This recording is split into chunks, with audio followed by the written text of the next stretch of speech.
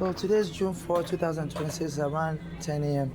This is Station. I came here to get the bay coconut water, and the law enforcement was trying to scare me away from this neighbor. They stopped carrying the bay coconut water to stop me from coming here. And sometimes they'll call the police on me and say I stole something. Especially last year, they were doing that a lot, and the police said they want to search my breast and stuff. I said, no, check the camera. The rule says before you can search somebody, you have to, try to find every other evidence available because there's protection against search. And soon, they were doing that to me in this place.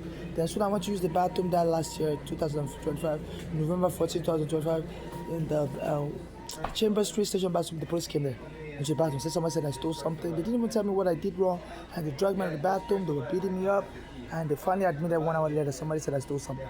They said they're going to be accusing me of crime to kill me because I'm trying to sue the immigration for arresting me as a Nigerian wrongfully, and I'm trying to sue the police for taking my home wrongfully after that and killing the black American up in Marigona. The court case number is 13 CV5052. I was suing the police for taking my home. So there's some black Americans that they're going to kill me, they're not going to allow me to profit. It's a we Africans sold them to slavery. So so the law enforcement joining in. I heard that law enforcement kills people in Guantanamo Bay prison like that. They'll be bothering the people, telling them that those people that are going to die soon, those people commit suicide. There was a black American also arrested and put in Rikers Island prison.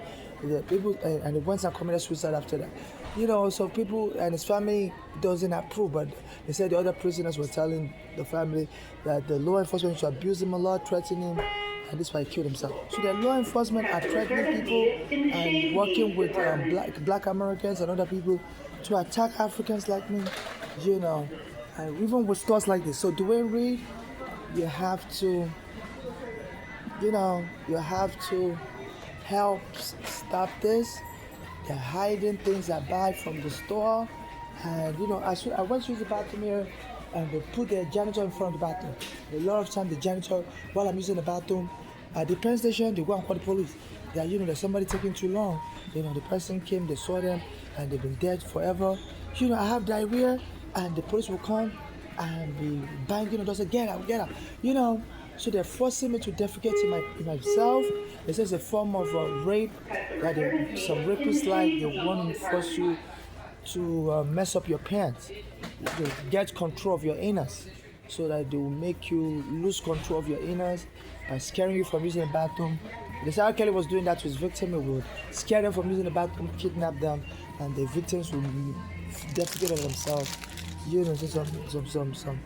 It's like a sexual fetish for rapists to watch you mess up your pants and smell bad, and there's some people like to humiliate people sexually, and the anus is a sexual organ, So as I was going to the bathroom, they put a janitor in front of the bathroom, and was just staring at me.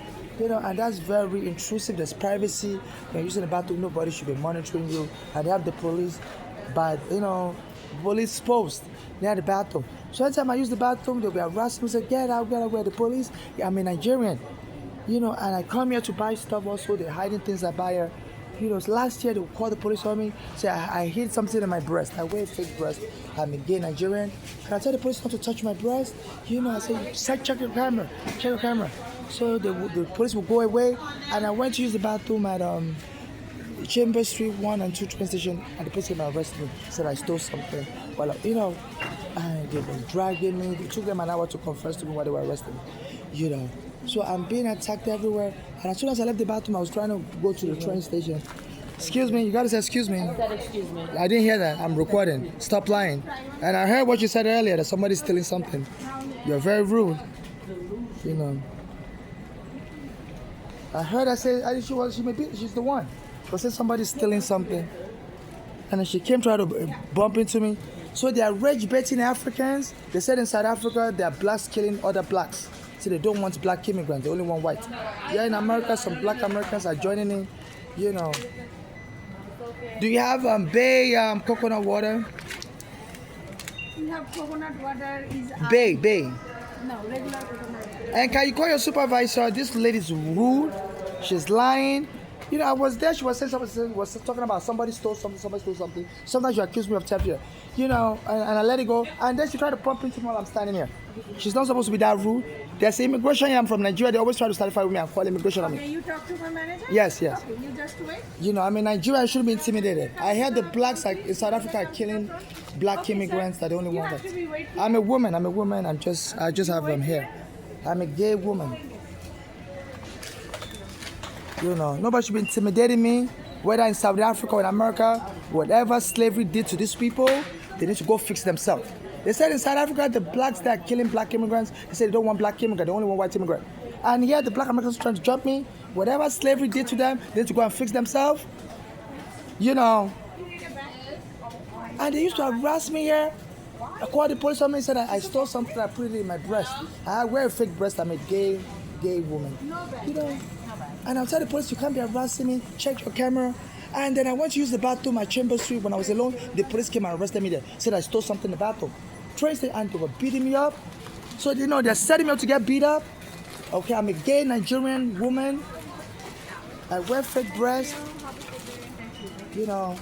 And I went to use the bathroom there this morning around 9 a.m. And they had the janitors staring at me in the women's bathroom. Then when I left, there's a black American by the door. He said there's going to be a sweep. Because after I finish using the bathroom, I go to use the bathroom at Stanley Fair. They have hot water, they don't have hot water. I use that to wash my face. I like to use hot water, you know. So they know I was headed to Stanley Fair to use the bathroom there. And when I'm using the bathroom Stanley Fair, they'll be backing the door and say, get out, we need to sweep. We're the police, we need to sweep. You know, so they're abusing me. Excuse me, I'm a Nigerian. Hang And up the phone first, then I will talk. Hang up the phone. all right, you're rude also. I have right to record, okay? So you're all covering up something. See? The Asians, Indians are joining with the black Americans to attack Africans. You know, this is crazy. Welcome to America. Okay, you're all going to get arrested for hate crime. You're setting me up to get me angry. Okay, let me just pay for this. Hang up the phone. You know, you're recording people. There's a right in America to record. I have a right to record. I bought my phone. I pay $60 a month and I can't record. What do you think I bought my phone for? as a toy? Hang up the phone. You have no right to control me. I know you're India. You enslave blacks. You know, Mandani is your mayor now. He's an Indian.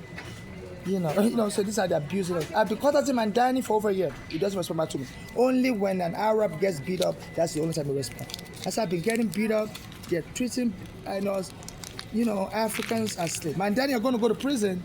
I've been sending you videos like this. You don't investigate. Okay?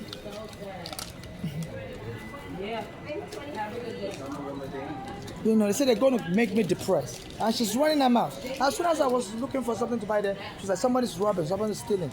Someone's stealing. And wherever she's on the phone with, that person can be subpoenaed to tell the truth. You know, they're mobbing Africans, black Americans and stuff. I can't shop this panic. I tell them to bring back the coconut water I normally buy. You know, you can't be hiding stuff I buy. They say they don't want me anywhere. They tell me I stink. They'll call the police on me everywhere I go. I'm a poor Nigerian.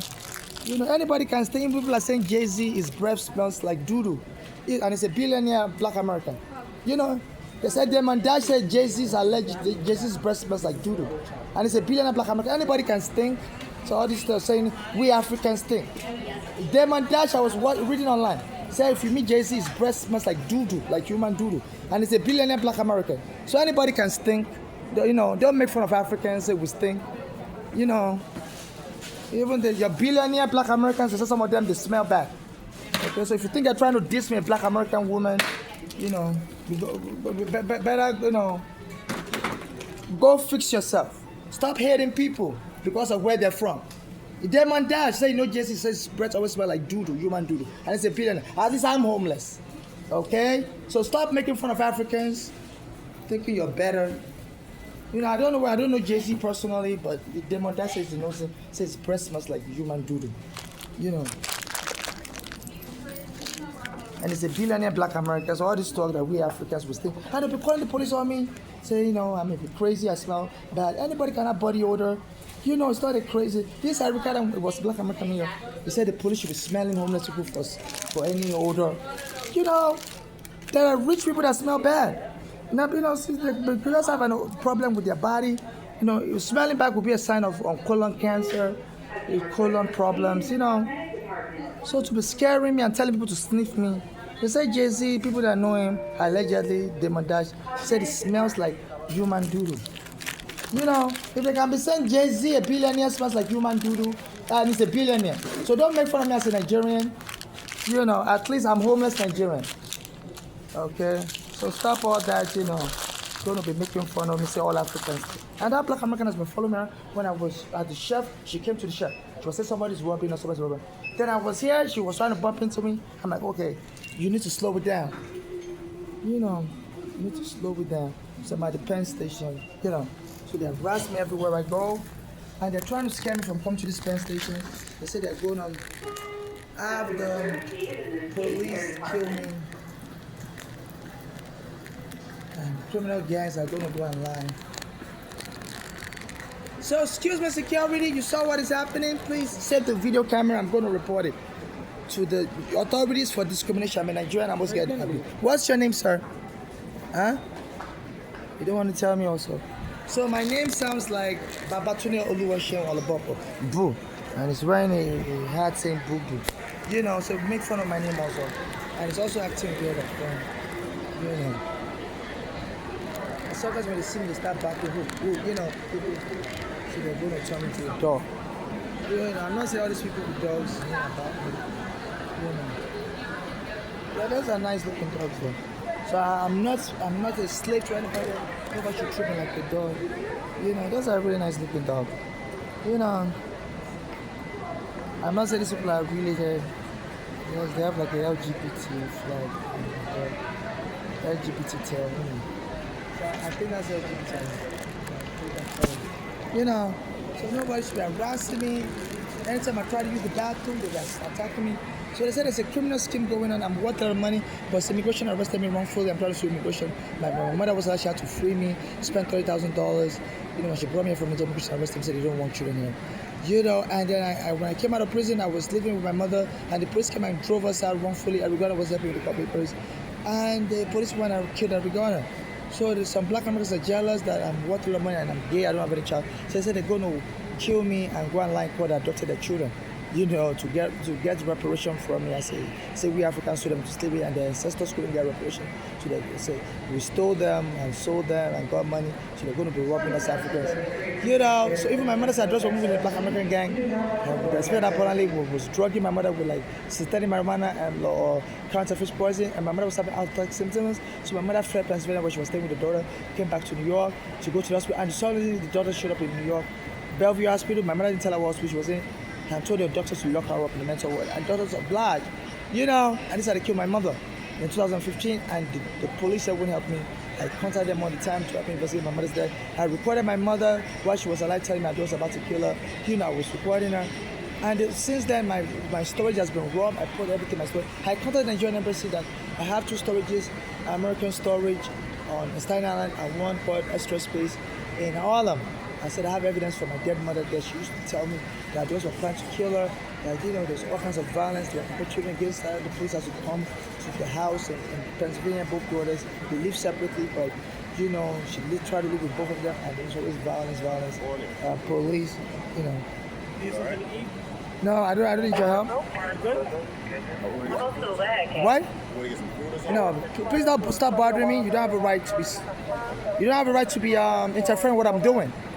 I'm on the phone and you're bothering me for no reason. It doesn't hurt to have good manners. Huh? It doesn't hurt to have good manners. It's a what? It doesn't hurt to have good manners. No, it matters. Can I have your badge number? Manners. Yeah, you can't be searching. You can't be But can I have your business card also? Anytime you stop somebody, you have to provide a badge.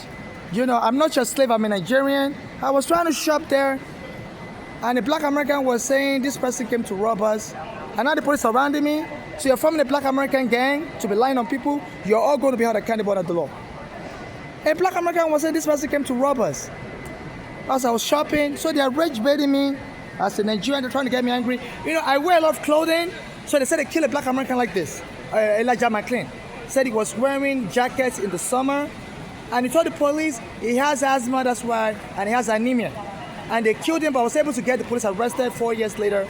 So they say they're going to kill me in the summer. Say I look crazy, I may be mentally ill. I'm wearing a jacket in the summer. This is what they're trying to do. So they're going to go to prison. I know what you're doing. Attempted murder charges against you. Okay. So that's why they're trying to provoke me.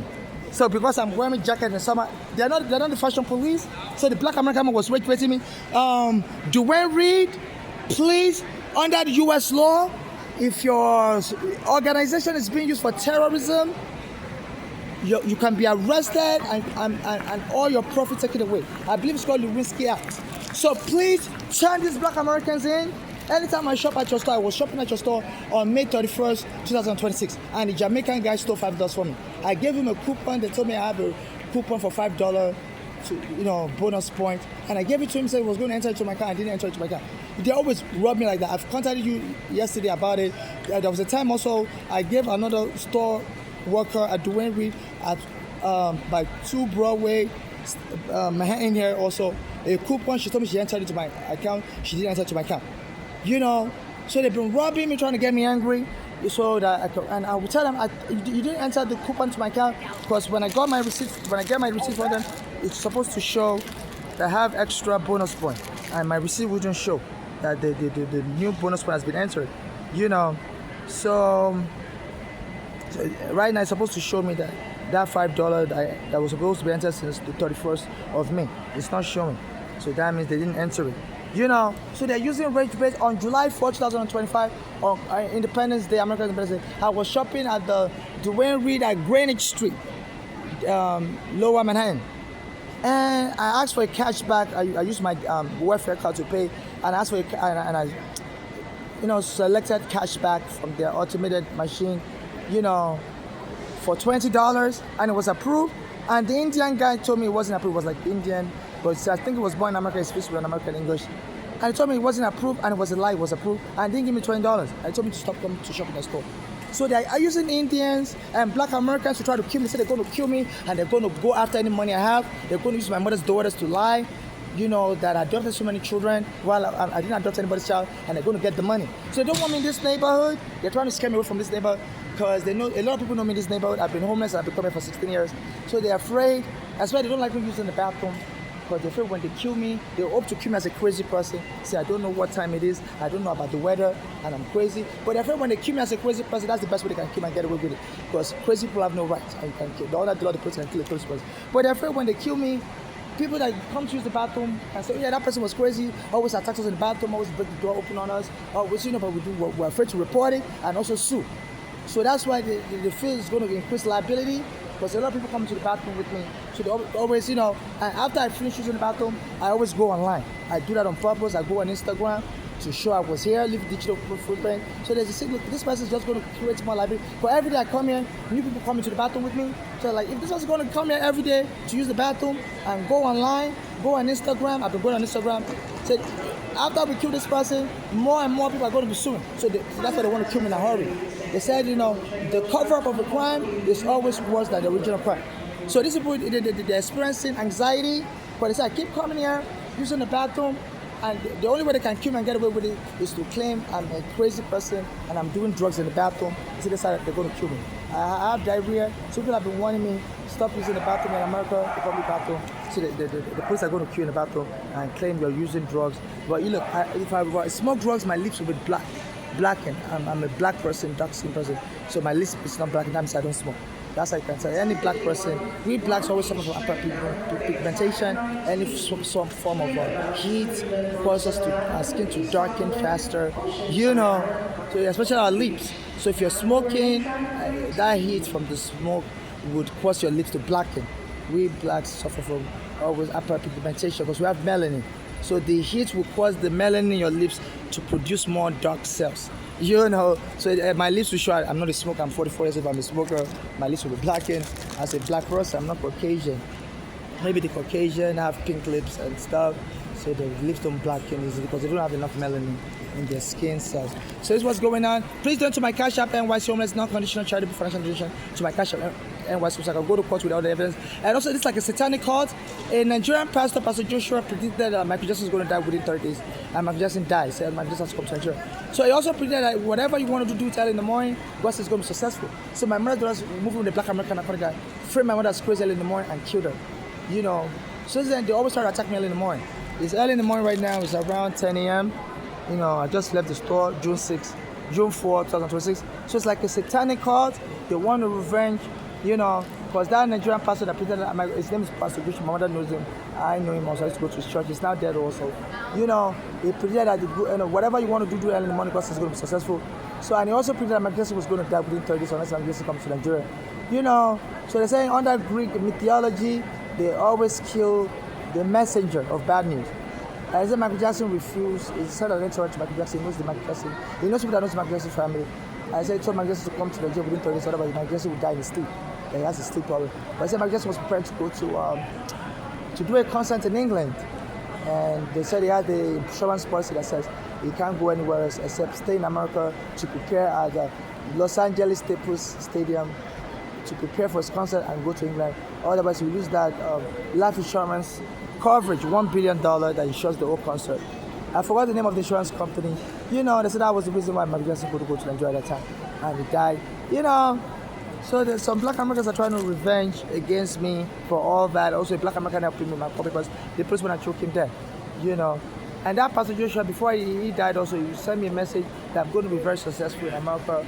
That, you know, I wrote a letter to him that the police took my home and I'm trying to sue them and stuff. And then he put a video on YouTube that there's somebody, you were living in a small apartment, when you raise your hand, you have to touch the ceiling. He said, God is going to make you successful. You're going to be successful. You're going to end up in the palace. You know, so I took that to be that maybe God wants me to run for mayor of New York and investigate all this stuff.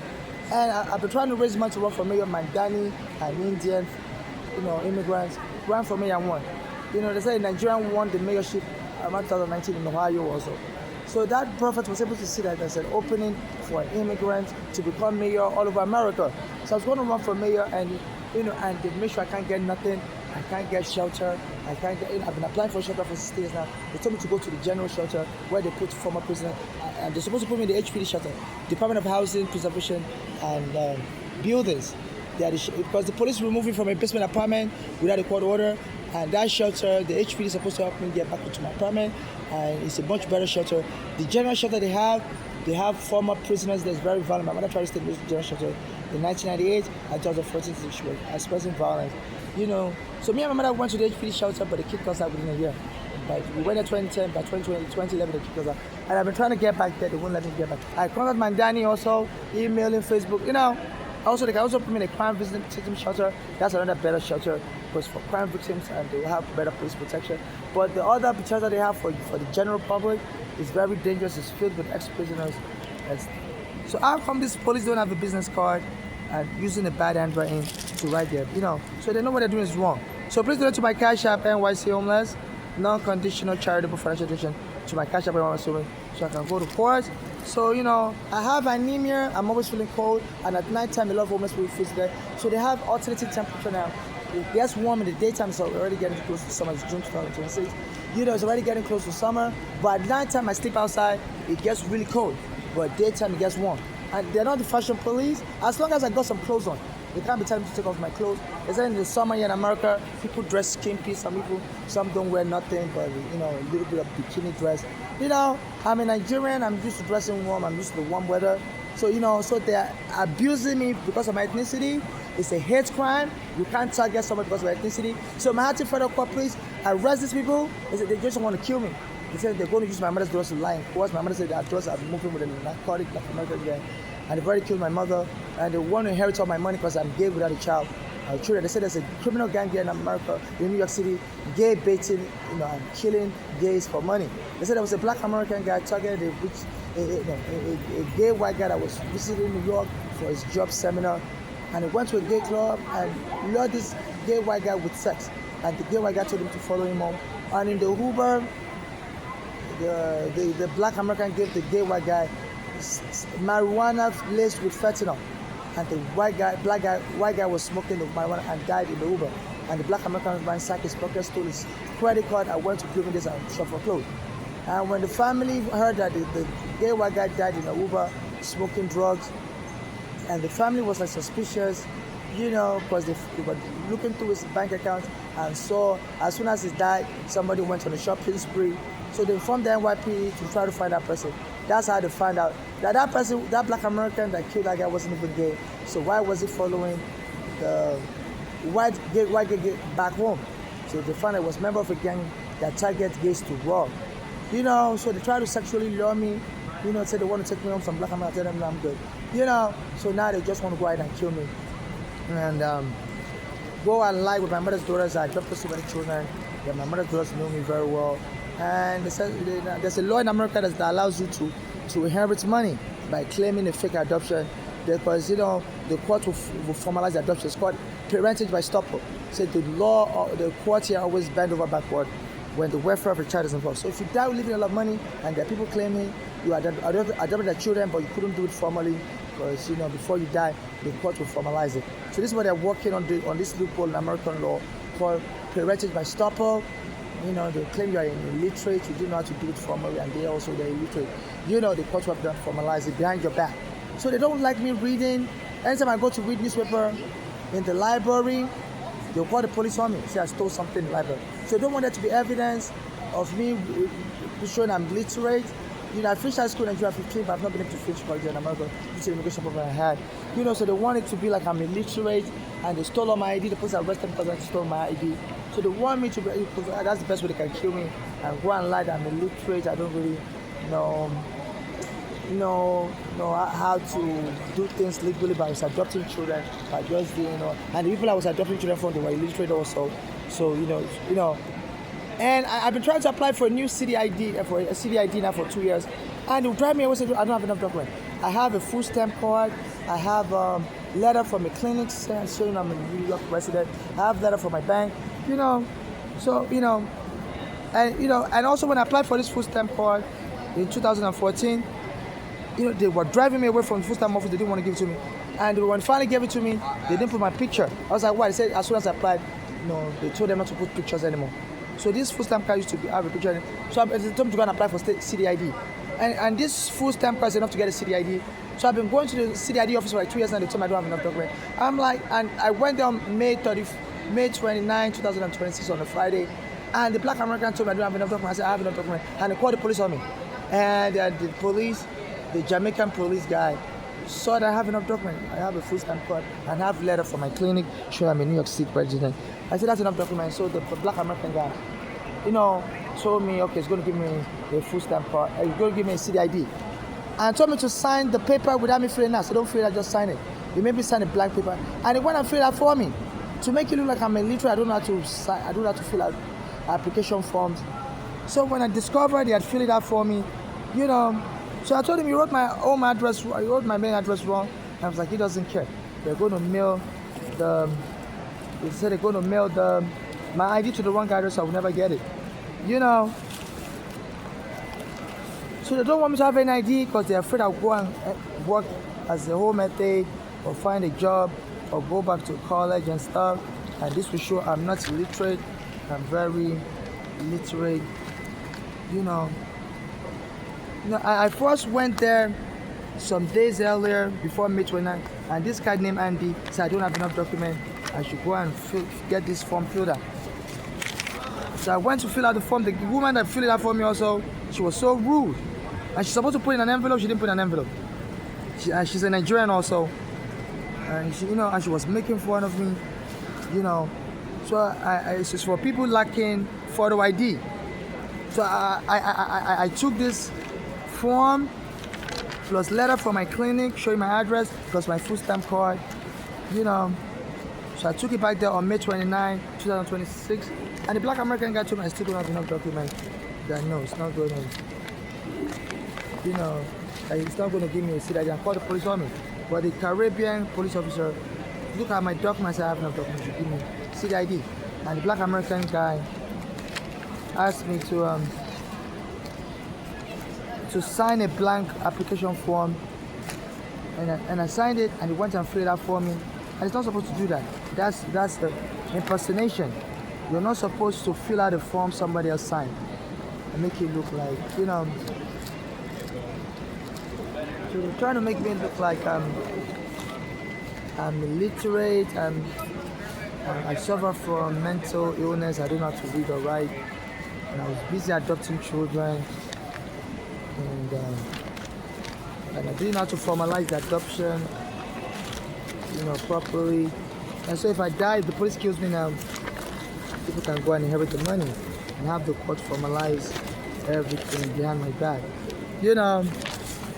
So I went there on May 29, and the black American helped me fill out the form. You're not supposed to do that. So this is his handwriting. He told me to sign, and he went and filled out for me. This time my handwriting on May 29. This is a personation. They need to arrest him. I believe he said his name is, I don't remember what he said his name was. It might be Jason. I think it's his name. So this is handwriting. It's not supposed to fill it out. So this one's supposed to be completed by the applicant for me. For applicant. Unless you're the caretaker, that's the only way. Signature of caretaker. It's not my caretaker.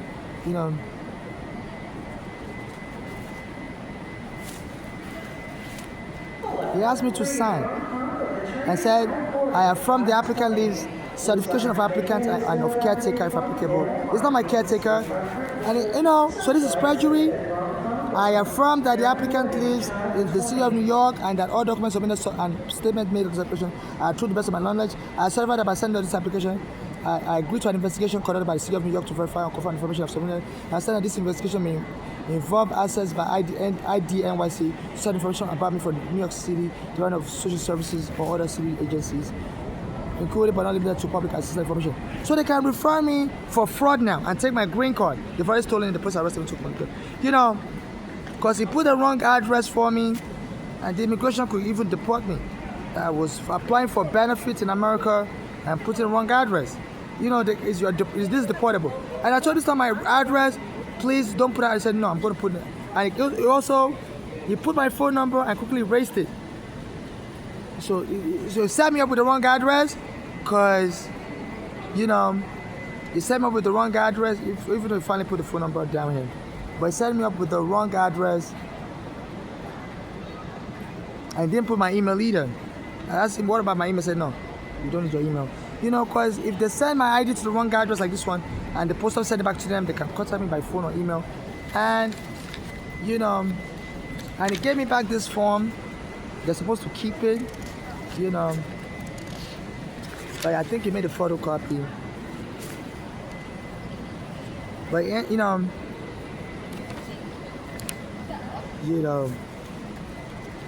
he mistakenly gave me back this, this incriminated him, I guess he didn't want to leave it in the office, and, but he didn't put my phone number in the information he entered into the computer. So this is the one he entered into the computer with no phone number, with no email. So and he purposely sent my my ID to the wrong address, so I would never get my ID. So they should arrest him for mail fraud, trying to steal my mail, and for impersonation, filling a form for me and having me sign, even though it's not me that filled it out, and having me certify. They need to arrest him for impersonation. So Mr. What's your name again? Raymond Edwin, you are a whistleblower, and Mandarin just appointed you as one of the head of the NYPD investigators. Your NYPD joining with criminal gangs trying to kill me and adopt children for me wrongfully and inherit my estate. They say your NYPD used to do this in the 90s in Harlem, arrest blacks and steal all their money. And there was a further investigation called Operation Dirty 30. And they arrested some of these police officers, put them in prison, And in Los Angeles, I heard the LAPD was arresting Spanish males wrongfully and stealing their money. So your police are back doing that again. They arrested in 2019, stole all my money, stole my green card, they framed me up as crazy, had somebody beat me up, and the police joined in and, arrested me on Bay Ridge and 4th Avenue, July 2019. And now they're doing it again, hiring black Americans to help me fill out my form. And, they don't want to have an ID, because I'm trying to go back to work as a home health aide.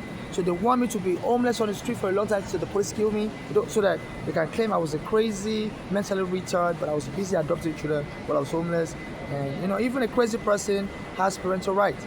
So, and they want to enforce that while I'm dead and claim, now that I'm dead, the other co-parent has the right to inherit my property for the sake of the child. Crazy people have parental rights. You can't just deny their parental rights unless they are alive and they abuse the child or whatever. Maybe that's when the court can sue them of their parental right. But just someone being crazy doesn't mean they don't have parental right. They have a child, adopted a child. Under the Americans with Disability Act and human rights law, you can't punish someone for being crazy and not let them have a child. Even I heard that there's some mentally retarded people that be having children. They marry their fellow mentally retarded. I heard, it happens like that. So there's no right saying a crazy person can do. So they want to kill me and call me crazy. I make sure I don't have any ID. And so that they can claim I was crazy and I was on the street. And they're going to claim that when the immigration arrested me in 2000 wrongfully, they turned me crazy and says that I've been living on the street, homeless, so they can get money from the United States government, a lot of money. But they say sometimes people go into depression after they suffer wrong. So they want to keep me dirty, don't let me use the bathroom, tell me not to use any bathroom. So people will be seeing me dirty everywhere I go. And they claim, yeah, that person was always dirty, So it may be true that the person suffered depression, after the immigration arrested them. So they're trying to defraud the United States of America and kill me. So Mr. Edwin Raymond, you're the NYPD whistleblower, police officer. Some Americans are trying to defraud the U.S. immigration by killing me and getting the money. I'm not depressed, I'm not crazy.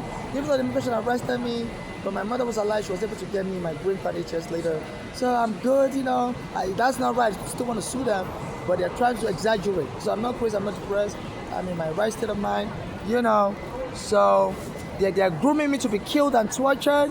And they don't let me come in here because I always use the bathroom and I always go online. And they're afraid if they kill me and call me crazy, because every day I come here, a lot of people come to the bathroom with me. So all those people can be like, yeah, that person was crazy, always attacked us in the bathroom. There's so many of us, believers, and make money. I say, yeah, the police killed that person because we were scared because we didn't think anybody would believe us. Now we heard that person, And also they don't like me to remove my mask, to identify me, but they hope to lie that it's not really me, it's maybe another person. But I always come here, use the Instagram. So they know a lot of Americans will be able to hire a good lawyer and get the money.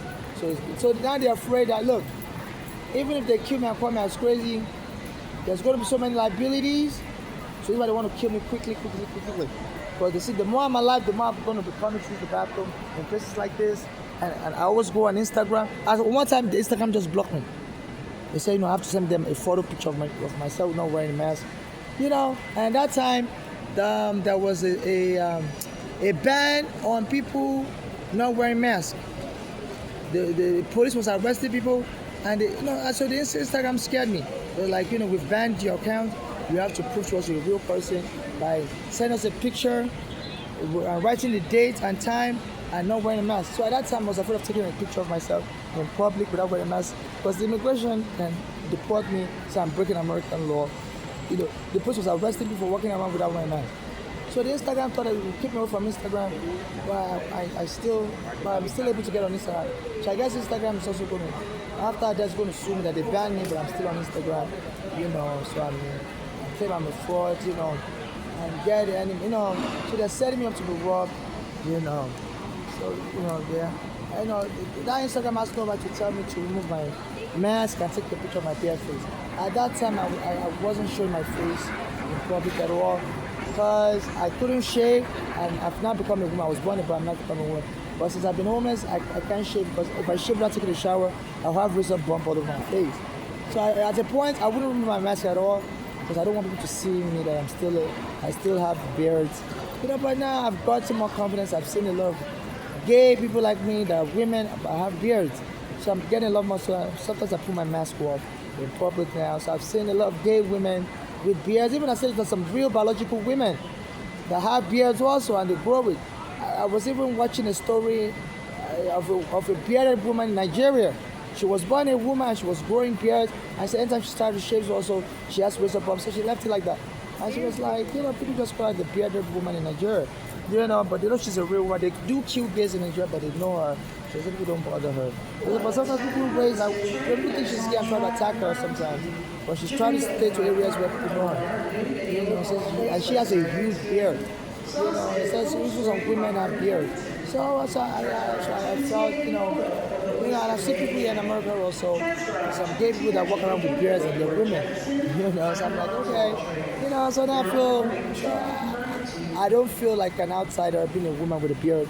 You know, but I still always wear my mask when I go into the bathroom, so I don't want them to call the police on me, that they think I'm in the wrong bathroom and stuff, and cause a police crisis. So when I'm going to the bathroom, I wear my beard. I wear my mask because I can't shave now, but I like to shave. But if I shave without taking a shower, I have razor bumps. You know. So please go to my Cash App NYC Women's Non-Conditional Charitable Financial Education. To my Cash App NYC Women's. I'm not a member of any cult. I'm not looking to be killed. Any child be adopted for me. I don't have any child. I'm single or married without child or children. I don't have any adopted child. I don't have any natural child either. So I'm not a member of any surrogacy or sexual cult. You know, some people say they're going to claim were to be killed and come back by my sperm being taken away. They say Jesus also died and was resurrected, and God raped Mary by forcefully putting his sperm in Mary. So Christianity allows rape and stuff. So I'm not part of any religious cult. Even though my name is Babatune, it means the return of a dead parent. My mother said they gave me that name mistakenly because nobody died around the time I was born. My grandfather died many years before I was born, and there were so many male children born to the family. So they weren't supposed to give me that name. You know, but you know, so some people are going to lie that it's part of my family culture that when somebody's died, a child has to be born to honor them. And so you're going to lie with my family members. You know, yeah, my name sounds like it's Babatune, it means the return of the dead parent. But I'm an adult, even if it's my family culture, I don't want that kind of, I don't want to be part of that kind of cult. I'm a Christian, and I don't believe in that. I don't want to be resurrected by somebody taking my sperm if I die. I don't want nobody to enroll in any cult. I'm an adult. I'm 44 years old. I was born July 1981, so I can make this decision for myself. So no family member should claim it's a family tradition that when somebody's died, they have to take, create a child on behalf of the person. Even if they claim it's a family tradition, exclude me from that. I'm a gay person now, so I'm not a typical, in Nigeria don't even allow gays to survive and kill gays. So I'm not a typical Nigerian, I'm very, I'm also, that doesn't mean I'm sexually fluid. I'm just me, I'm my average self. So I'm not part of any cult or gang. So Mr. Edwin Raymond, please don't, if they try to lure you, that if you help me, you can go online for it. I told you to create child children for me or child for me. No, I didn't tell anybody to create child or children for me. So Mr. Edwin Raymond, you are the head of the NYPD investigation unit. I forgot the post Mandani gave you. So please use your office to investigate this. Your police took my green card and security card in July 2019, and I've been trying to get a city ID. They make it easy for even undocumented immigrants to get a city ID, and they've been holding me up, writing the wrong address for me. I didn't put my phone number, didn't put my email in the form, and they had a black American worker fill out the form. They need to arrest him for impersonation. They told me to sign. It was so rude. It was called the police on me, and on that arrest, I signed the form. I signed a blank form. I didn't know what I was going to do with it. And he went and entered the information behind my bag. And people may think it's me, and he quickly gave me the form back. So I guess to not have it in the office was, because my handwriting is with immigration. I used to send them letters with my handwriting. And people can trace that it's not my handwriting. So, you need to arrest him purposefully committing crime impersonation. Because this is something that they're going to investigate information, and he put the wrong address for me. So the immigration can even arrest me in the future if I try to leave America and come back. I said, you were putting the wrong address for yourself. This is, you were lying to collect benefit, and this is a deportable offense. So I told him this is the wrong address, and he told me, no, I'm not going to change it. So he purposely put the wrong address for me and certified it, fill it out for me, then to arrest him for perjury and lock him up. So a black American, they're attacking Africans like me, he's not supposed to put the wrong address for me. And I told him about it, and he purposefully entered the information into the computer and omitted my phone number and email, so there'll be no way for them to get in touch with me. If the mail bounces back to them, it was undeliverable. So they're robbing me of my identity documents, stripping of my civil rights. So Mr. Edwin Raymond, please, you gotta investigate this. This is just crazy. And FIFA, please postpone this walk-up And an immigrant that always sleeps around this neighborhood. I met him, and he doesn't speak English, so nobody knows where he's from. So he told me he's from Senegal. And I said after that, after I told him he's from Senegal, he came and stole his bag that has his passport and green card. Soon after, the police arrested me also. I had the guy slap me, and the police arrested me because I was crazy, and stole my passport and green card and locked me on the mental ward. My mother also, while she was alive, they said they stole a U.S. passport. So they're stealing ID from immigrants. Some black Americans said they're not going to let us, we immigrants from Africa, be able to get the same rights. So they're stripping us of our civil rights, trying to get us deported. This is unlawful deportation, because if you don't have ID, you won't be able to work, you won't be able to live the American dream, you know, and you may end up getting deported. Because, you know, now I can't, you know, work, I won't have enough money, and they want me to be stealing, you know. So I arrested as a black American, his name is Jason, and he filled out the form for me. I can read and write. I didn't have to fill out the form for me. This is handwriting, and he told me to sign. Before he filled out, I told me to sign first. He told me to sign blank. I would have never signed it, you know, and this is perjury under New York State law. So Lolita James, please, you've not been helping me, so you only want to help black Americans. I reached out 2014 also. The police took my home and didn't help me. And since then, Eric Grant was trying to help me, and Eric Grant was the Republican Advocate of New York. My mother's been killed, you know. So please, you gotta help me. It's getting more serious. You know, you mainly like to help black Americans like you. So it's getting more serious. A lot of black Americans feel empowered that you are the Attorney General, and you like to only help black Americans like you. You don't help them when I contact you. So it's empowering them. So please don't be held as an ancestry to black Americans attacking Africans like me, because they know you don't help Africans like me. You only like to help black Americans. So don't let them escape.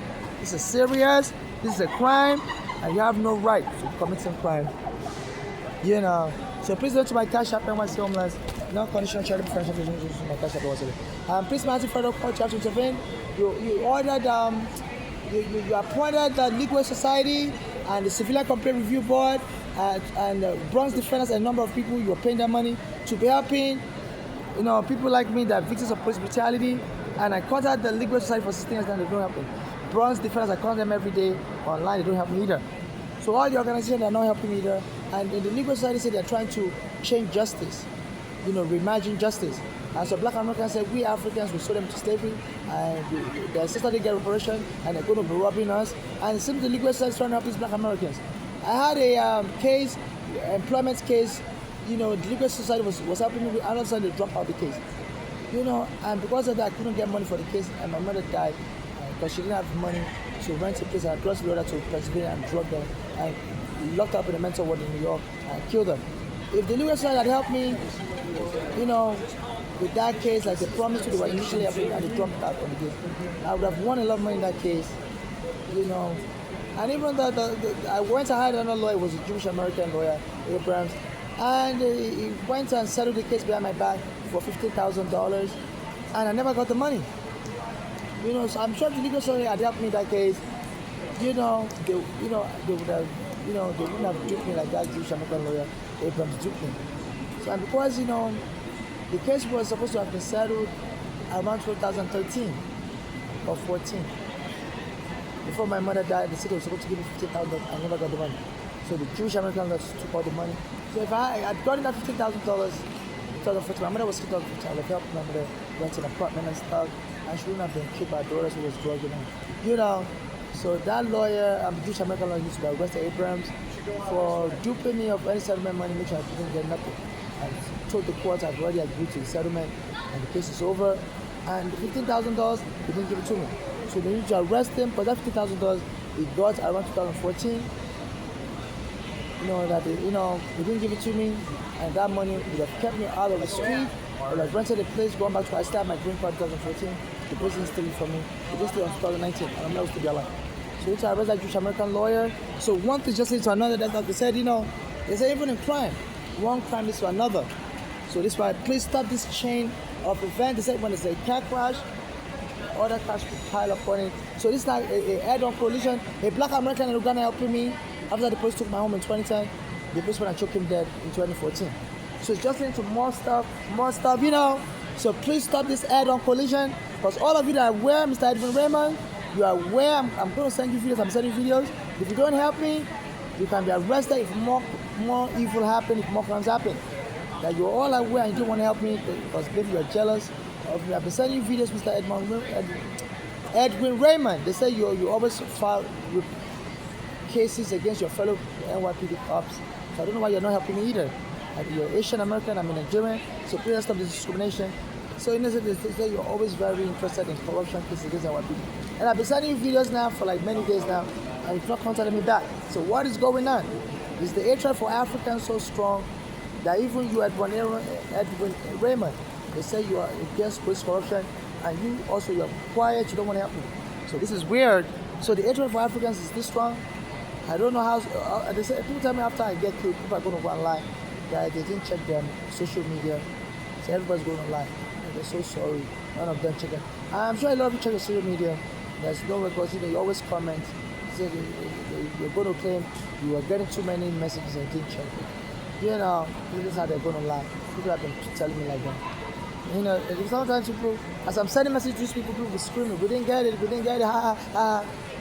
You know, we never check. People be saying things like that, you know, around me and stuff. Even a black American train worker is the vice president, Tremaine Thompson. I see him on the street. You know, I would tell, when I try to speak with him, he would tell me I have to send it to his email. And when I send it to his email, he says he's going to respond. And we're posting stuff online that he always gets so many messages, he doesn't check his messages. And he's always saying it doesn't work for free. So a lot of them are telling me before they can help, he's the vice president of the MTA. And he said he's also been threatening that they're going to kill someone in the subway soon, they're going to kill a customer. And when I'm on the train, some kids will try to hijack the train, you know, and crash the train. So they said those kids are going to crash the train. I was on the train a couple of days ago, and some kids were kicking the conductor's booth, trying to break the door open to hijack the train. Sometimes they would press the emergency brake while the train is speeding, and my head was somersault. They said they were just trying to look for any measure to kill me. So some of the criminal gangs affiliated with your police are hiring kids to hijack trains. You know, so if it's not safe for the worker, please postpone it. You know, I have videos upon videos, and everybody just keep quiet. But they say they feel it's going to be so embarrassing to America, and rather have me die and all the evidence die with me. So people are telling me as soon as I die, the FBI and everything will erase all my videos from Facebook and YouTube.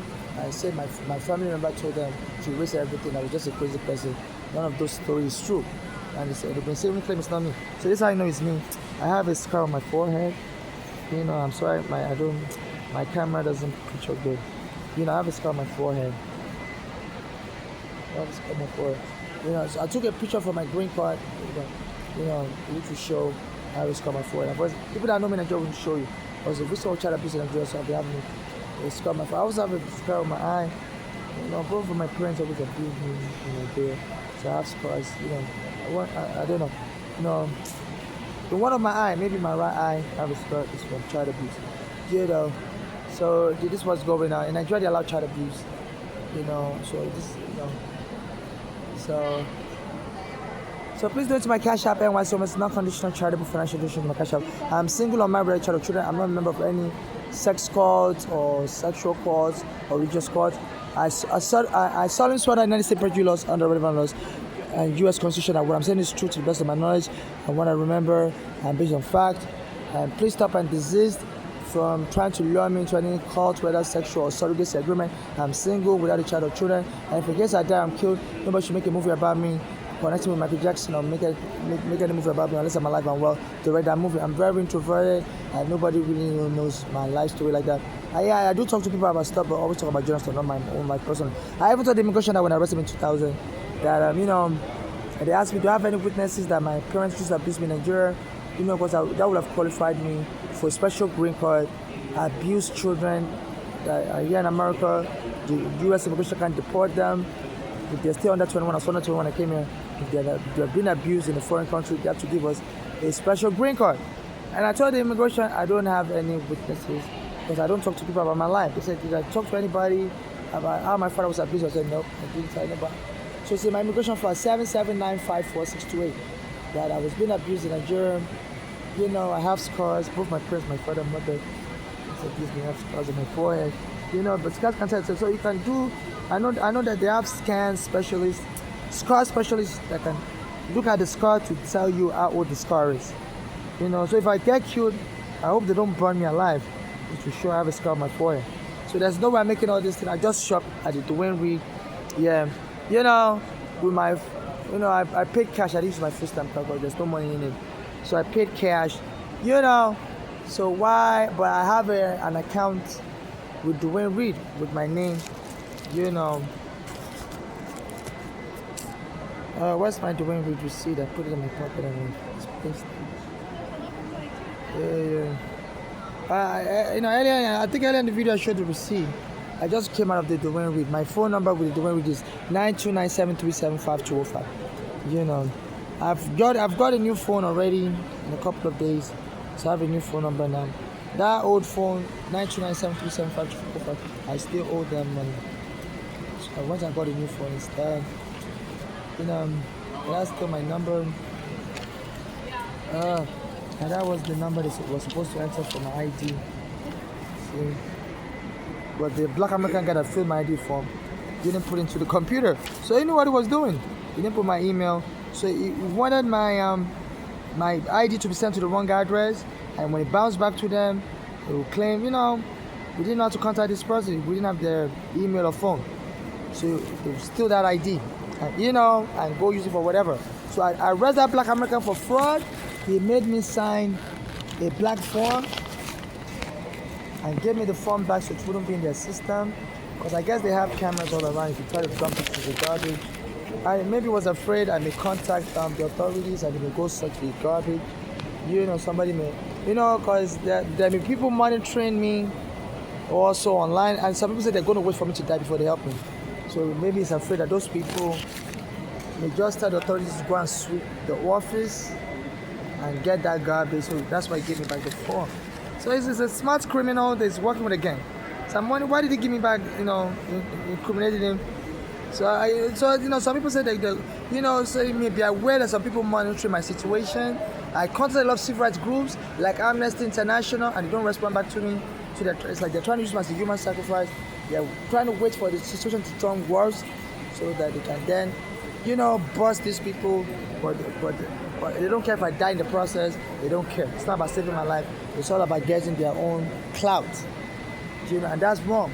So I guess, you know, the people that told him to do that told him, you know, get rid of all evidence. Don't throw it in the trash. You know, because there are people monitoring the situation also. And this person is always informing people. And if they feel they have a good lead, they will just get the authorities to go and search the garbage and find this in the garbage and arrest you. You know, so he gave it back to me, hoping I'll be careless and not go through it. You know, and you know, so this is I don't think it's a mistake that he gave it back to me. He's just trying to get rid of evidence.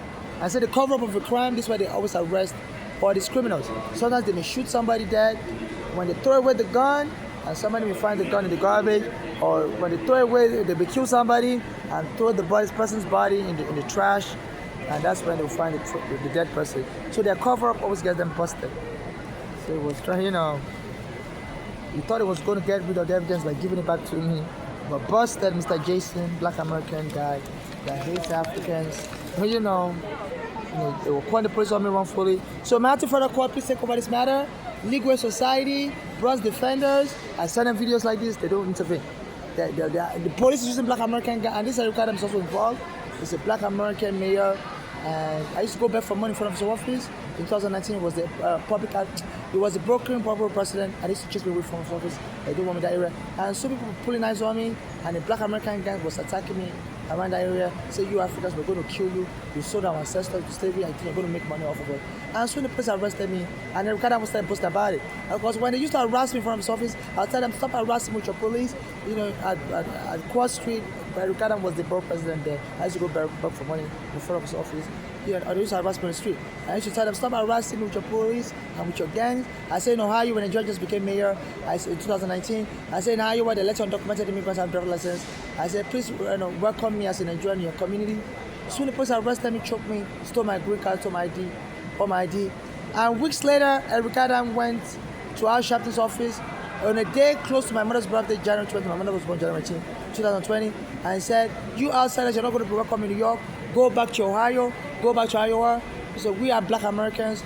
We are the ones, we are the foundation of Black Americans. We've always been here. These are Black Americans believe they're not from Africa. They were from, Columbus met some blacks here, you know, and they said we Africans and the whites also, they're just the settlers. That is their land. You know, and the British newspaper, The Guardian, said this sounds racist. That regard, and they, you know, they implied that. I forgot the word they used. They implied that. And then regard, you know, he loves the media, he loves attention. He said he meant what he said. He said these people that come from other places, they need to break bread with these people. So this regard is implying it's a foundation of Black American, which I believe they believe. Some of them believe they're not even Africans. That they were Black people that owned America. That Columbus met them here, and that we Africans and the Europeans came as immigrants, and they're going to kick us out. So now they've already started the process of kicking me out. You know, before they kick the white Americans out of America, this Arugada, they deny me ID. So they're using me as a test case, and eventually they'll be denying the white IDs.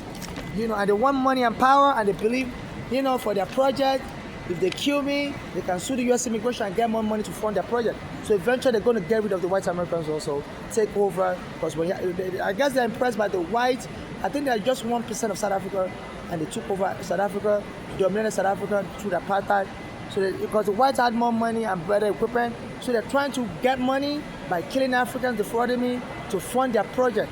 This Arugada has a project to give America to Black Americans and kick the whites and Africans out. So they want to engage in killing. So this is serious, Mr. Edwin Raymond. Don't cover this up. This involves, white Americans are going to be affected by this. You know, this is a terrorist gang. And you know, those police that survived, they said that Ricardo, when he went to prison for trafficking women at 12 years old, he became a police officer that got out of prison and became the mayor. So it's been lucky so far. He's been committing crime, and because the Black American speaks English, you know, with a New York accent, you know, they said the word is like his footstool. They said even Albania gave him citizenship, and even this that he said New York will always be his home. It's not going to move to Albania, but Albania will just be one of those places you could go there temporarily.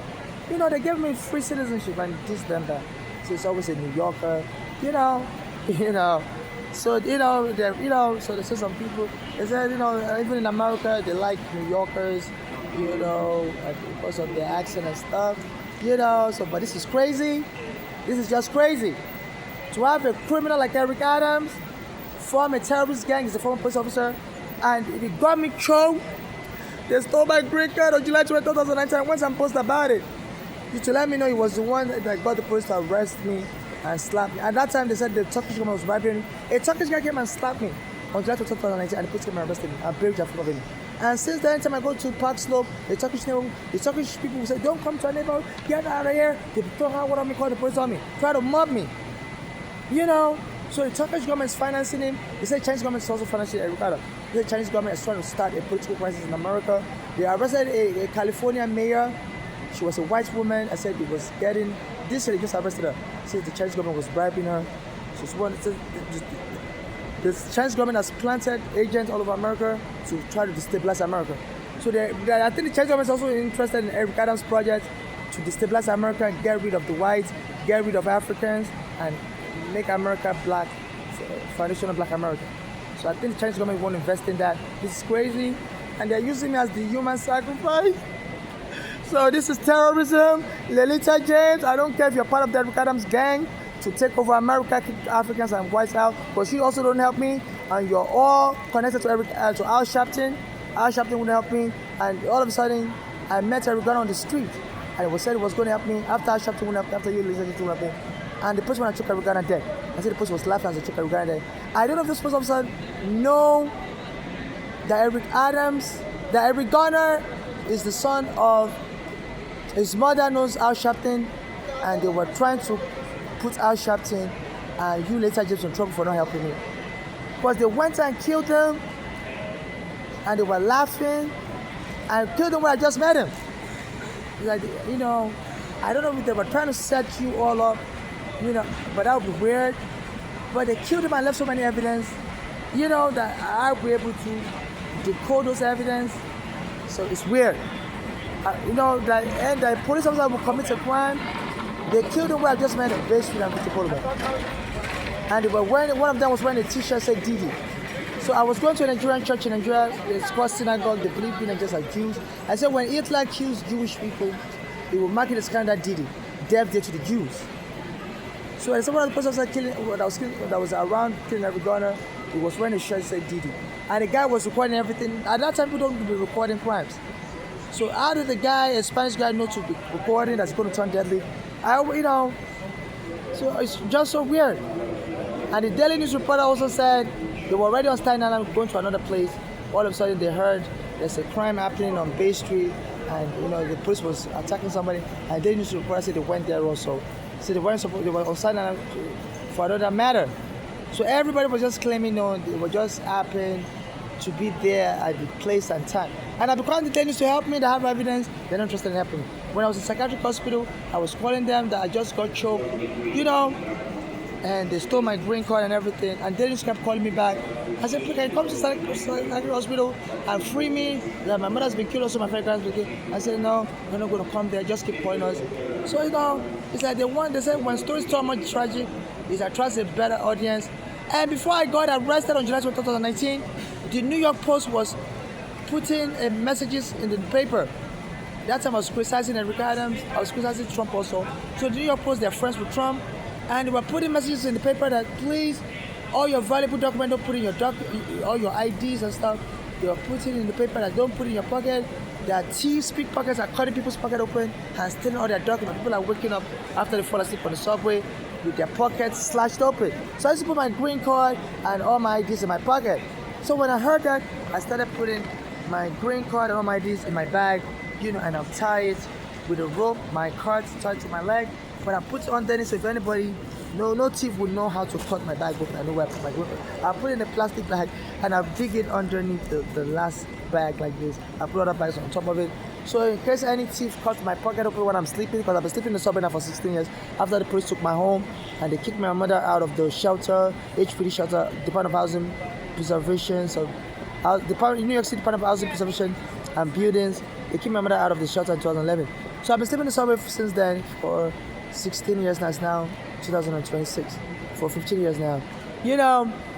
So the New York Post, their friends with Trump was criticizing Trump also, because it was calling Nigeria a shit country. And I had a green card, so I was criticizing Trump on the subway. So I think Trump heard about me. And the New York Post, they like him, they're conservative like him. So they put a story saying, all of you don't put your important document in your pocket. There are thieves that will watch you when you're sleeping and cut your pocket open. So I was like, oh wow, thank God, because I'm under immigration surveillance. They said immigration is using satellite camera to watch us, and they always have big newspapers like New York Post. They said, because I used to be in immigration prison. So once you've ever been in immigration prison in America, forever and ever the FBI will be using satellite camera to watch you. They strip us of all of our rights, we immigrants, if we ever gone to immigration prison. So they always watch what I read, So the New York Post was like, with a satellite camera, I went and killed every gunner after I got a promise to open in 2014.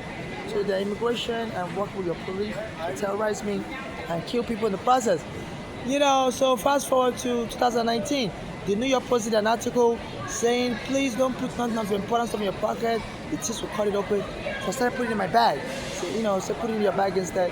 So I started putting all my ID in my bag. And I noticed when I go to the bathroom, the person trying to arrest me in the bathroom. They start banging on the door, say, get out now. They clean, I want to clean. And I don't know why the person also want to arrest me in the bathroom and just steal my bag. Put me in handcuffs and steal my bag. So one day I was begging for money on July 2019 on Bridge Avenue, 4th Avenue. And a guy came and slapped me. It was a Turkish guy. That person came and arrested, put me in handcuffs and stole on my bag with my green card ID. I had like thousands of dollars. Because people used to give me like $100 bills, $50 bills. So I put everything in my bag. I was going to save enough money to buy a house. I had thousands of dollars. And it went and locked me up in the New York University Psychiatric Hospital by Bay Ridge Avenue and 4th Avenue. And so I called the Department of Investigation. I said it's a robbery. As they were choking people, were recording it. I said they were trying to steal my property. I said they were trying to steal my property. This is how I knew I was being set up. This is what I knew. That's how I was remembering that New York Post article that told me to keep all my stuff in my bag. So it said, you readers, don't put none of the stuff in your pocket. Say pickpockets are stealing stuff by cutting your pocket open when you sleep. So as the person was choking, putting me in handcuffs, I was like, oh shit, New York Post set me up. So I have the video on YouTube. I was screaming, they're trying to steal my property. They're trying to, I was remembering what it, because the black American pastor that knows the Arizona, that knows how Sharpton, sent me an email around that time. Said God told him that I should put all my stuff in a wallet, put my important document in the wallet, and put it in my pocket. So I was like, why would this black American pastor tell me to put my stuff in my pocket? All my ID in my pocket. When the New York Post said, don't put your stuff in your pocket, thieves will cut your pocket open in the subway. So I was like, I don't believe this black American pastor, Bishop Jordan, because I used to go to his church. I said, oh, he's trying to get me wrong. So I started removing all my ID, putting it in my bag. And that was how they got me. The police arrested me and stole all my bags. So now they've stolen my ID since July 23, 2019. And every guy posted about it weeks later. Say, you outsiders, you think you can. Went to our Sharpton's office on January 20, 2020.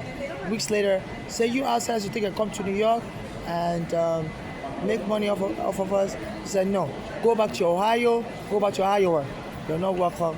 So Eric Adams set me up. And they're planning to kill me because they see I've worth a lot of money. That's why I don't want to help them for the Eric Garner's killing. Because they know I have a lot of evidence. If they help me, I'll be able to, people will know me, and people will, if I ever get killed, people will be interested to help me. And I'll have enough money to protect myself from being killed. So that's why they want to leave me on the street as a bomb, so the police can kill me in the bathroom. So they always baiting me. I just came out of this store, and there's a black American girl, a lady, she was surrounding me, said somebody came to rob us. I was looking for coconut water, and she walked past me.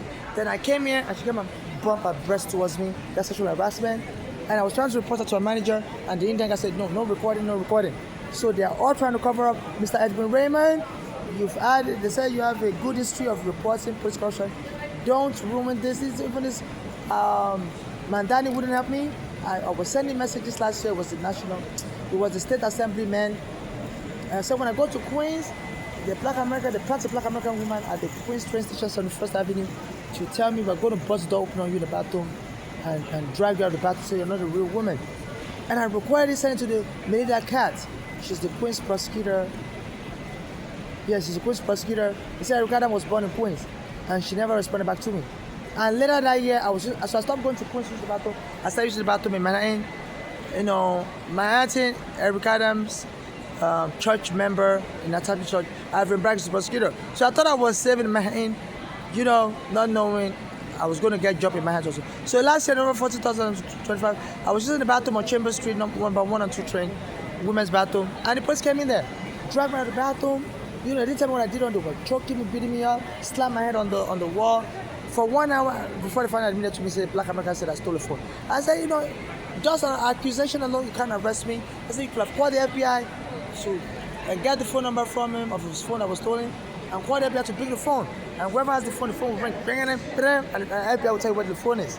I said you could have ascertained that I really stole the phone. I was telling them, I said don't just arrest me, and they put me in handcuffs. That's why I was telling them, I'm a victim of hate crime. People always attack me in this bathroom. I was telling them a few years back, I came to use the bathroom here, and a gang came and dragged me out of the bathroom, threw my stuff, all my belongings into the train track, and told me to jump. At that time, I was trying to get the Mitchell lawyer arrested, because after Uganda was killed, I called the Mitchell lawyer already. I said the police came and searched my home naked, and one of the police officers that searched my home, searched me naked in my home before kicking me out, was from Barbados, and he was telling me and my mother that what country are we from. He wants to know our country, and my mother told me not to answer him. They asked him to be asking what country for. He said the reason why he's asking us is because we sound like we're from Barbados. He said his own mother's from Barbados. And he was hitting on me after that, and he watched me naked So I called the Mitchell lawyer, said I'm suing him, and the policeman I killed, I was able to call papers. And the Mitchell lawyer, Gloria, that was recording a phone call with her, she told me she can't help me either because she's bribing the police and FBI to arrest R. Kelly and Weinstein, that they weren't really interested in the case, and she needs them to arrest R. Kelly and Weinstein and convict them so that she can make a lot of money for a client that in America, the justice system, you have to bribe the police. So she said, that's why she cannot help me, because with the police, she's helping me, they would drop the R. Kelly and Weinstein case. So I started, coming on the train to expose her, that she need to arrest her. I recorded her on the phone, and soon Eric Adams, joined with me to get me arrested. Because I used to go in front of Eric Adams' office to beg for money also. So, so now I stepped on so many foot. So they said Eric Adams also was a former, when he came out of prison, joined the police force, and became a captain, and he said while he was a police, he used to fuck up the crackers. And he's now claiming, You know, and after he got me arrested, stole my green card on July 2019, he went and posted about it weeks later. They said this is how they catch criminals, when they start boasting about their crime. You know, and while he was mayor for 4 years, he was telling the police to be arresting us homeless. You know, says they should come and smell us. If we smell bad, they should arrest us and put us in psychiatric care. I heard when they put you in psychiatric homes in America, sometimes they will rape you. A woman said her daughter was in Florida, was comatose, and all of a sudden her daughter became pregnant while in coma. And she saw that a black American male nurse was the one taking care of her. And the hospital denied that she must have been pregnant before she came in. And after the baby was born, she told the police in Florida about it, and they were following this nurse around, and he drank from a bottle, and he left the bottle in the garbage, and the police swooped out on the bottle, they did DNA test of the bottle, and they did DNA test of the baby. And they found out the baby was his, and they arrested him. They said there's no way a comatose woman would have given you consent to have sex. You know, you were taking her, you know, so this is how they were able to arrest her. They said the nursing home denied it. They said, no, it's not him. The woman came in pregnant. And the mother was like, our daughter's been in coma for like 25 years. They said sometimes when you're in coma, sometimes you have stillbirth. The baby won't come out for 25 years. So this is crazy. So I heard that, you know, the system in America is so corrupt. And in Oklahoma, I heard, you know, the Disability Law Center said they love the people in mental homes. They said they're raping them, they beat them, fracture their skull. And so when they tried to take the case to court, the jury wouldn't believe it, you know, especially when they fracture their skull. The mental home workers would claim these people are violent, they're crazy, and they attacked the mental home workers, and the mental home workers had to subdue them. So this required him, as soon as he became mayor, he said the people should be arresting us homeless, sniffing us. I heard Jay-Z has a bad odor. Damon Dash said it smells like doo-doo. You know, some people always accuse me of smelling like doo-doo. Say I must be crazy. So having a body odor, and I'm homeless, I can't really take a shower. You know, even though I have hemorrhoids, so I have constipation. They say sometimes, you know, if you have hemorrhoids, it causes you not to be able to fully move your bowels. And when I'm using the bathroom, the bang on the door, say, police, get out. You can't finish using the bathroom. You want to clean. We're going to bust the door open. So, you know, to cause me to have more, to defecate to my pants. So having a body odor is not a sign of craziness. Damon Dash, I just read it online. They said Damon Dash said he knows Jay-Z. Say if you meet Jay-Z, it smells like doo-doo. It's his mouth. Says, you know, and as a billionaire, I'm sure he has stylists that will tell him, sir, you know, but you know, it's possible to be clean, take a shower, and still have a body odor.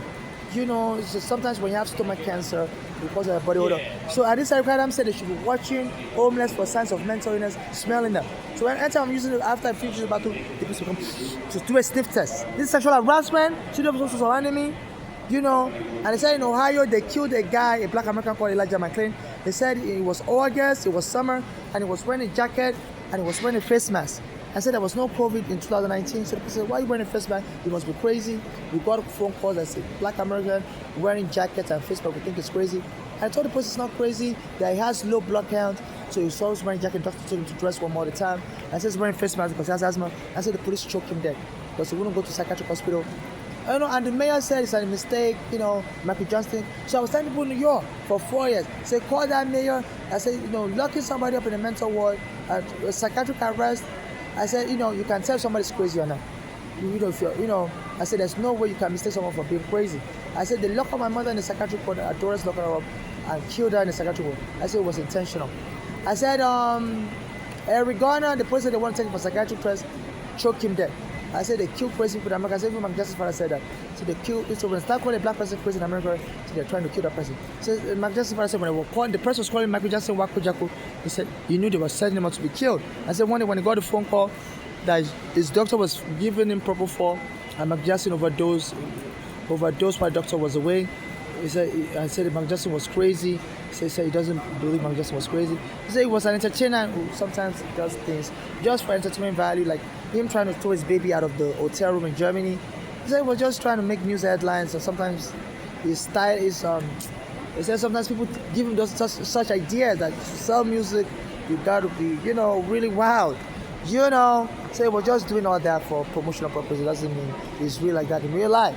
I said it says they must have set him up with a doctor and got him hooked on pain medication to kill him.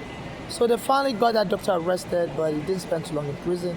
I said it's so easy to kill somebody through medical procedures and get away with it. So they've been trying. So every summer they always try to film as crazy. Yeah, I wear extra clothing because I have a fake breast, so I use extra clothing to make it look real. So I always, because I don't want people calling me man. Those, So I don't like them when they call me man. So and also, so even in the summer like this, I still wear jacket. So to make my fake breast look real, because I don't have money for cosmetic surgery, and this place can't be telling me to take my clothes off, summer. No, as long as I'm wearing clothing, they are not the fashion police. They need to deal with crimes, not also and also in Nigeria, we're used to the hot weather, so we don't, even people wear, don't bump into me, sir. People sometimes try to provoke me. I see you're looking all around, walking towards me. They'll be looking around and come and bump into me. That must want to bump into me also. I said they're going to kill me and claim I'm a member of a sexual cult and authorize people to do whatever they want to me and take my sperm. They said there was a Sarah Lawrence College professor that was making the students sign a form that they agreed I could do whatever I want to them and will rape those students. And when the police arrested him, the FBI arrested him, he said, look, those kids signed a form that they paid him money, but they were still able to convict him. That they held those children under duress. It was their professor or something like that, and they said it was manipulation.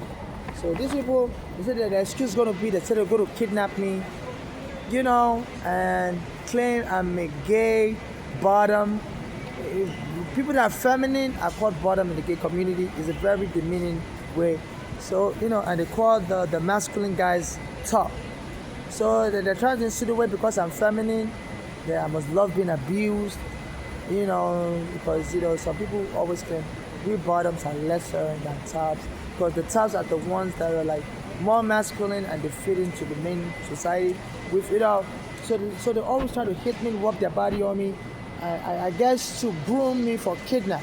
So in case they kidnap me and kill me and take my sperm, if someone tries to take them to court, they'll claim that's what I wanted or whatever. No, I'm not a member of any sexual court. I don't want to be raped. I don't want to be kidnapped.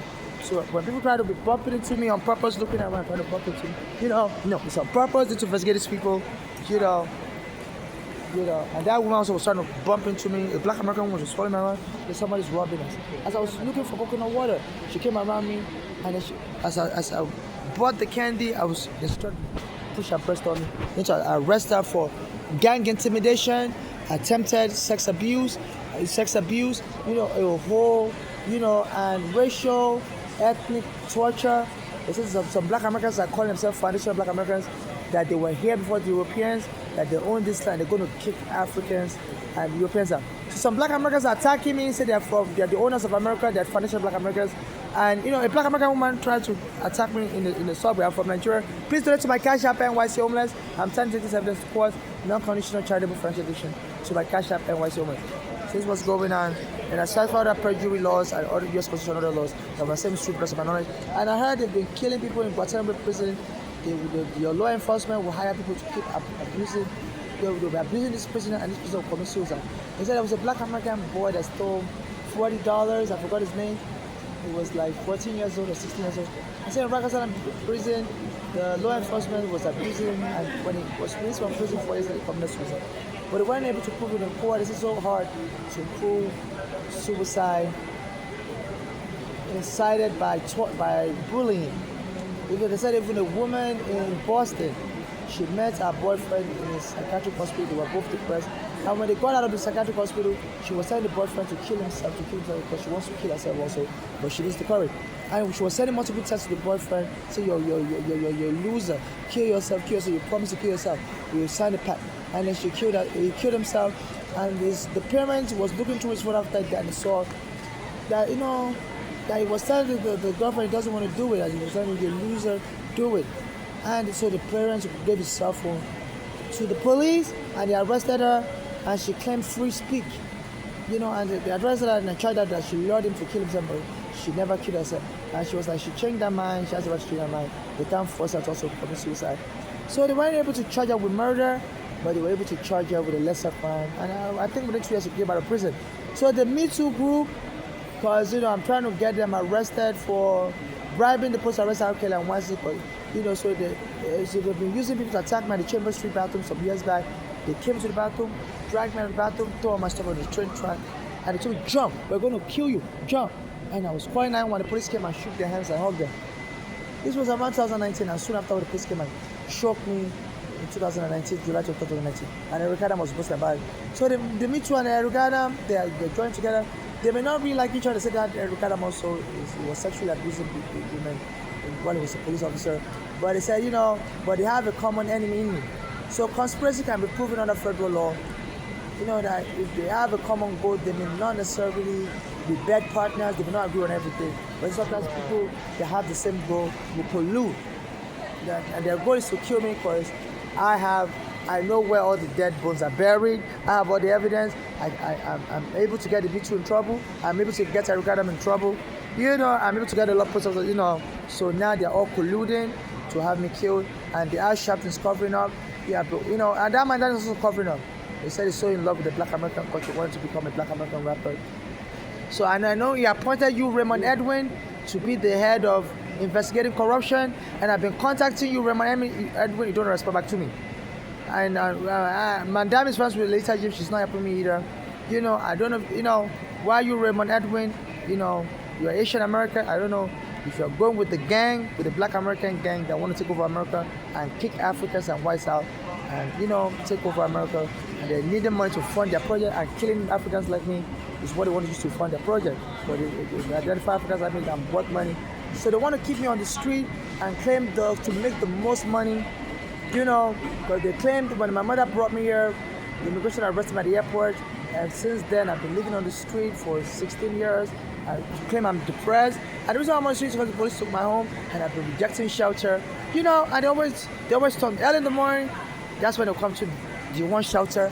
I was like, okay. I'm like, I don't want to apply for anything in the morning, because there's a cult now. They said, a Nigerian prophet that President McJustice is going to die. Said, whatever you want to do in the morning is going to be successful. And my mother's daughter in 2015 went and locked her up in the psych ward and killed her. My mother's daughter have been trying to kill her for a long time. My mother won $100,000. And my mother won a lot of money in the 1980s because her apartment in Brooklyn had led. And she went back to Nigeria in 1988, left the money in the bank account. Her daughters came to America and forged their signature and took the money, $100,000. In 1990, around that time period. So my mother came back to America in 1998. And she knows that daughters and my mother went to the bank to try to withdraw the money. I told her, no, the account has been closed. You had your signature, that you withdrew the money in 1990s. My mother told them she was in Nigeria, then somebody with your signature withdrew the account. So my mother was trying to get daughters arrested since 1998. My mother's daughters have been trying to kill her. I said they went and spent all the money. So now they are broke again or whatever. Not that broke, they go on vacation to Mexico. So and it's now so that I'm worth money. I was suing the immigration for $10 million. I was suing the police for $10 million in 2013. My mother's address was watching the lawsuit. I filed online 13C5052, and they saw that and they heard that Eric Garner was helping the lawsuit and police killed Eric Garner. So they said that's why they killed my mother. And I'm hoping they will kill me also because they saw my mother will protect me if she's alive. So they got my mother killed. The narcotic gang, they're affiliated with the NYPD, they're trying to kill me also. So my mother's daughters will share the money with them, and they will claim after they kill me, they are bribing this police with Eric Adam. After they kill me, they would share the money and go and lie that I adopted so many children. This is how they hope to share the money, because they know some people may be aware of this plot because I'm always talking. So they want to, siphon the money out through. It's called launder the money. Because after they kill me, if my mother's daughters inherit all my money and start putting money in people's bank account, they can, some groups will be jealous, they are monitoring me, and, and they must be like, wait a minute, this person was obviously you're trying to kill this person, and now the person is dead, you inherit the money, no family member should inherit my money, but they say they're going to claim, they're going to take it anyways, because I don't have a will. I've been trying to get a will, but I don't have an ID. That's why they don't want me to have an ID. They say, if you have an ID, you can get a will. And in New York State, you need an ID to write a will. So this is why this Black American guy said, no, you can't get an ID. Go away. And call the police on me. And the Jamaican police officer said, give this person an ID. They have a full stamp card. They have a letter from their cleansroom that was in New York. And they told me, sign the form. I signed the form. And they filled out for me. I put the wrong address there. I wouldn't change the address. I entered into the computer. No phone number, He didn't put my email, didn't put my phone number. Even though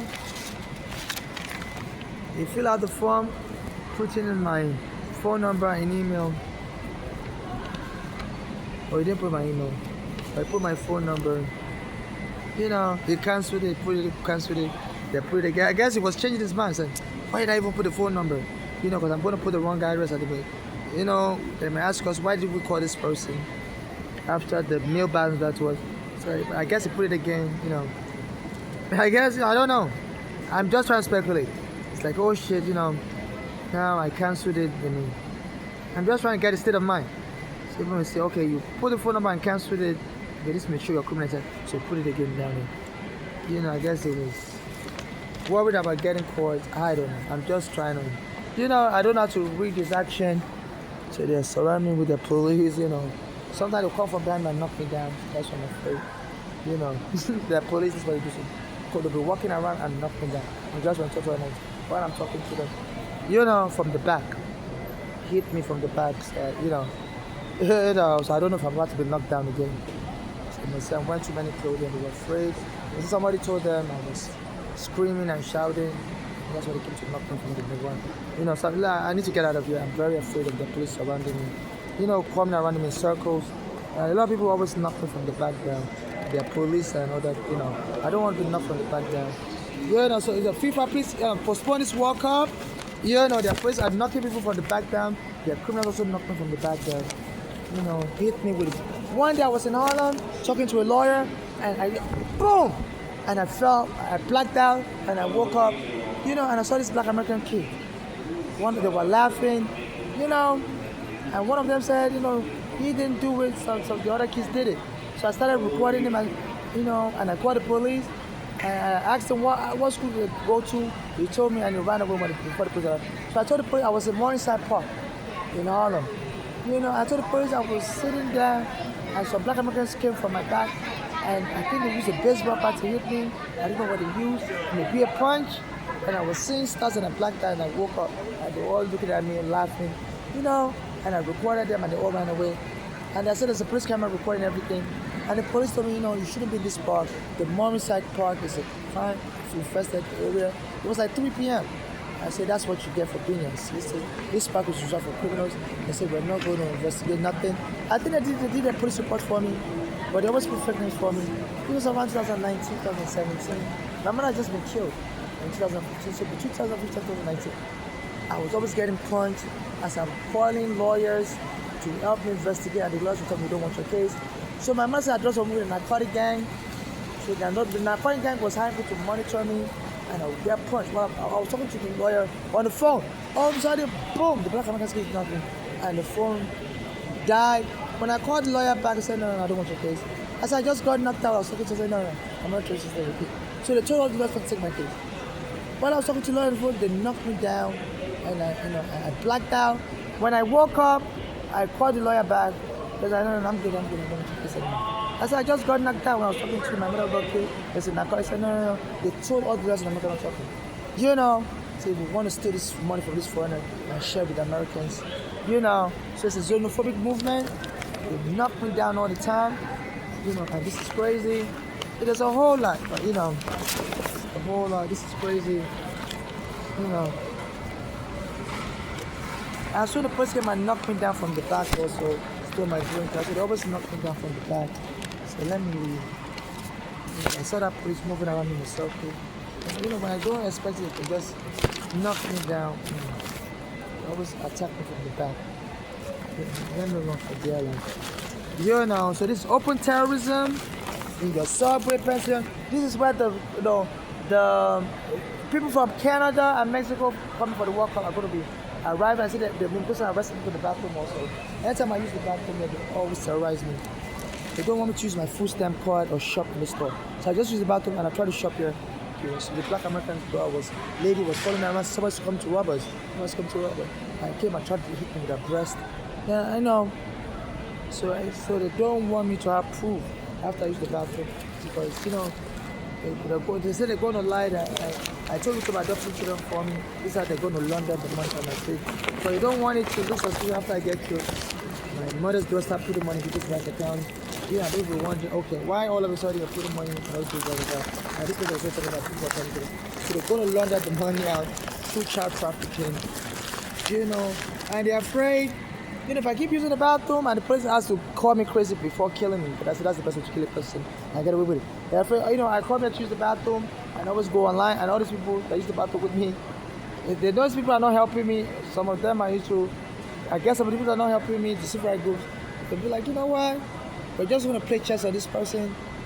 Maybe we should wait till this person is killed, and we should also claim, this person was adopting children, adopted our children also. I make them so they are playing chess with me to see. They are holding their cards. I don't really know how to play chess.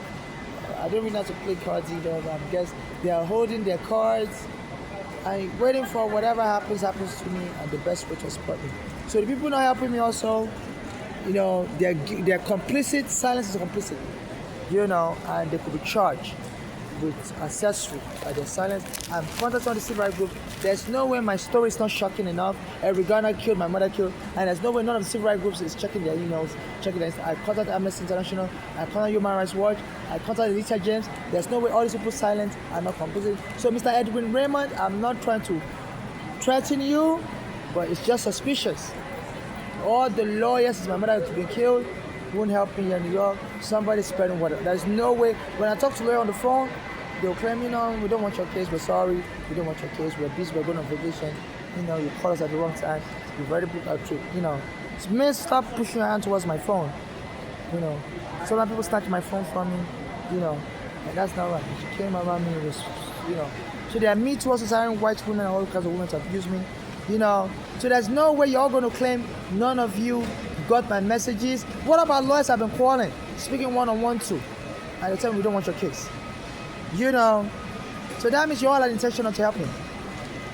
The lawyers have been, I've had so many phones, so sometimes they steal my phone, sometimes the phone will, I always buy cheap phones, like $20 phones, and I say they're going to lie on me that I'm always stealing phones. All my phones is always brand new, but I always connect it to Google, I have Gmail, so if I'm stealing cell phones, how come all my phones are always brand new? And I always buy my phones from Target, so I do buy my phones from other places. So unless I'm robbing stores, and stealing brand new phones from stores, and the stores will have a camera, but they'll be having people accused of black Americans every day say I'm stealing their phone. How am I stealing your phones when all my phones I use is connected to Google?